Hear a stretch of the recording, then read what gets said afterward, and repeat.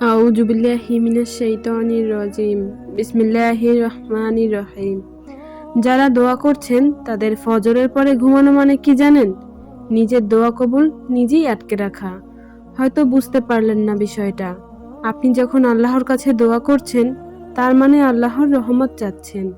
আর আল্লাহ তাআলা ফজরের পর থেকে নিয়ে সূর্য ওঠা পর্যন্ত এই সময়ের মধ্যে রহমত বর্ষণ করে থাকেন। আপনি আল্লাহর কাছে একদিকে রহমত চাইলেন আর একদিকে ফজরের পরে ঘুমিয়ে সেই রহমতটাকে আপনি নিজেই আটকে দিলেন।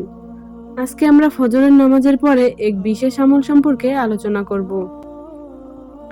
ফজরের নামাজের পর থেকে নিয়ে সূর্য ওঠা পর্যন্ত সময়টার কতটা গুরুত্ব এবং কতটা দামি এটা বলার আর অপেক্ষা রাখে না। যদিও আমরা বর্তমান সময়ে সকাল বলতে বেলা 10টাকে বোঝাই, আমাদের সকাল শুরু হয় বেলা 8টা থেকে 10টা। আপনাকে যদি আমি জিজ্ঞেস করি আপনি শেষ কবে সূর্য ওঠা দেখেছেন, তাহলে হয়তো বা আপনার মনেই থাকবে না যে আপনি শেষ কবে সূর্য ওঠা দেখেছেন।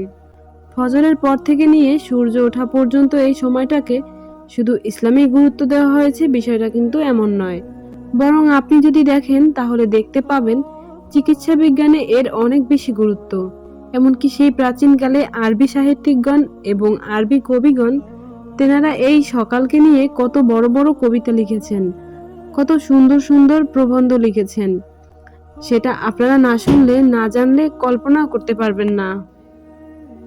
কোনো ব্যক্তি যদি দুনিয়াবী জীবনে সফল হতে চায় তাহলে ফজরের নামাজের পর থেকে নিয়ে সূর্য ওঠা পর্যন্ত এই সময়টাকে সে যদি কাজে লাগায় তাহলে দুনিয়াতে তার সফলতা কেউ আটকাতে পারবে না। কারণ রাসূলুল্লাহ সাল্লাল্লাহু আলাইহি ওয়াসাল্লাম হাদিসের মধ্যে বলেছেন এই সময়ের মধ্যে শুধু বরকত আর বরকত। ফজরের নামাজের পরে এই 3টি জিকির যদি আপনি নিয়মিতভাবে করেন তাহলে অল্প দিনেই আপনার জীবনের পরিবর্তন আপনি নিজেই লক্ষ্য করতে পারবেন এবং সেই সমস্ত দোয়াগুলো কবুল হয়ে যাবে যেগুলো দীর্ঘদিন থেকে কবুল হচ্ছিল না। কারণ ফজরের নামাজের পরে ঘুমানোটা এমন যে আপনি ট্যাপের মুখে খুলে দিলেন, দেওয়ার পরে আপনি আবার নিজেই ট্যাপের মুখে সিপি লাগিয়ে দিলেন। আপনি যদি ট্যাপের মুখ খুলে আবার সিপি লাগিয়ে দেন তাহলে কখনোই তো সেখান থেকে পানি নিচে পড়বে না। অর্থাৎ আপনি দোয়া করে রহমত টেনে নিয়ে আসছেন ঠিকই, কিন্তু যেই সময়টাতে আল্লাহ তাআলা রহমত বর্ষণ করে থাকেন সেই সময়টাতে আপনি ঘুমিয়ে রহমতটাকে আটকে দিচ্ছেন। তাহলে আপনার জীবনের দোয়া কবুল নামক সেই রহমতটা কিভাবে আসবে একবারও ভেবে দেখেছেন কি? আপনি যদি ছেলে হয়ে থাকেন তাহলে ফজরের নামাজ জামাতে পড়ার চেষ্টা করবেন। আর আপনি যদি বোন হয়ে থাকেন তাহলে ফজরের নামাজ যথাসময়ে পড়ে তারপরে সূর্য ওঠা পর্যন্ত এই পুরো সময়টাতে ঘুমানো তো দূরের কথা, বিছানায় পিঠও ঠেকাতে পারবেন না।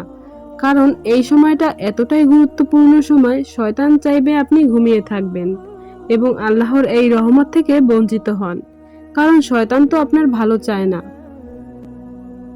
যার কারণে দেখবেন যে সারা রাত জাগতে পারলেও ফজরের সময় এমন ঘুম যাবে যে আপনি কোনো কারণেই সেই ঘুম থেকে বের হতে পারবেন না। তাই প্রথমেই আপনাকে ওই ঘুমটা ত্যাগ করতে হবে। তারপরে প্রথম যে আমলটা আপনাকে করতে হবে সেটা হচ্ছে আল্লাহ তাআলার তাসবিহ পাঠ করতে হবে। তাসবিহ মানে বোঝেন তো? আল্লাহ তাআলার পবিত্রতা পাঠ করতে হবে। 2 নম্বরে আপনাকে যে আমলটা করতে হবে সেটা হচ্ছে আল্লাহ তাআলার হামদ বা প্রশংসা করতে হবে। অর্থাৎ আল্লাহ তাআলার প্রশংসা সূচক যে বাক্যগুলো আছে সেগুলো পড়তে হবে। যেমন আলহামদুলিল্লাহ, এই ধরনের বাক্যগুলো, এই ধরনের জিকিরগুলা আপনি করবেন। তারপর আপনাকে যেটা করতে হবে 3 নম্বরে সেটা হচ্ছে ইস্তেগফার করতে হবে। ইস্তেগফার অর্থাৎ আস্তাগফিরুল্লাহ পাঠ করতে হবে। বোঝার সুবিধার জন্য আপনাকে যদি জিকিরগুলো একসাথে ছোট করে বলি তাহলে জিকিরগুলো এমন হবে: সুবহানাল্লাহ, আলহামদুলিল্লাহ, আস্তাগফিরুল্লাহ। এই 3টি জিকির করতে হবে। আবারও বলছি, সুবহানাল্লাহ, আলহামদুলিল্লাহ, আস্তাগফিরুল্লাহ। এই 3টি জিকির ফজরের নামাজের পর থেকে নিয়ে সূর্য ওঠা পর্যন্ত আপনাকে পাঠ করতে হবে। যদি আপনি এইভাবে নিয়মিতভাবে কিছুদিন করেন, মোটামুটিভাবে 1 থেকে 1.5 মাস, তাহলে আপনার জীবনের পরিবর্তন আপনি নিজেই লক্ষ্য করতে পারবেন ইনশাআল্লাহ।